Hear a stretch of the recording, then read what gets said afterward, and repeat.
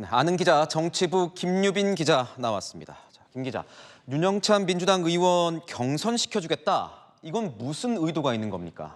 네, 대표적인 비명계인 윤영찬 의원에게 경선 기회를 주고 친명을 자처하는 이수진 비례의원을 컷오프시키면 이번 공천에서 친명, 비명 없다 이렇게 내세울 수 있을 겁니다. 윤영찬 의원 원칙과 상식에서 활동하며 다른 의원들이랑 함께 탈당할 것처럼 하다가 막판에 당에 남기로 했습니다. 당시 지역구 경쟁자였던 친명계 현근택 변호사가 성희롱 논란에 휩싸인 게 영향을 준 게 아니냐 이런 해석도 나왔는데요. 한 친명계 관계자는 윤영찬 의원에게 그렇게 쉽게 공천을 줄 수는 없을 것이라고 말했습니다.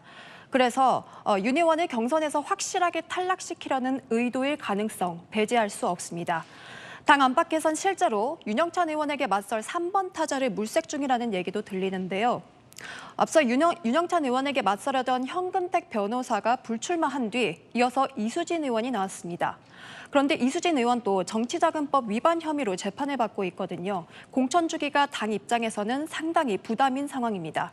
이렇다 보니 윤 의원을 경선에서 확실하게 떨어뜨릴 수 있도록 이수진 의원보다 더 강력한 후보, 즉 여성 가점과 신인 가점을 모두 챙길 수 있는 후보를 내세우는 게 아니냐 이런 관측이 나옵니다.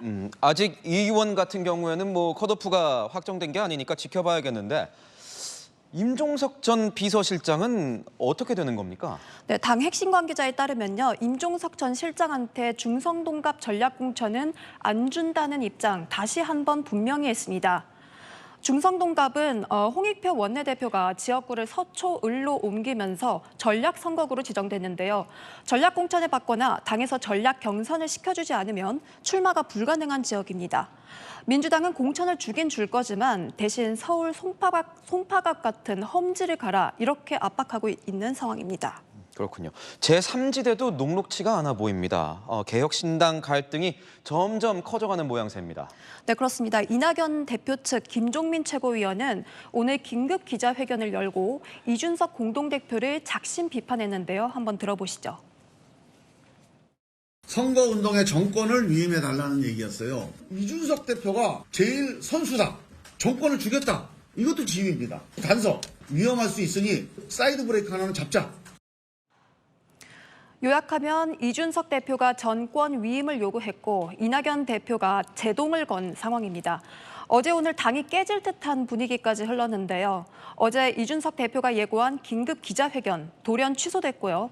오늘 김종민 최고위원이 긴급 기자회견을 열어 이준석 대표를 비판했습니다.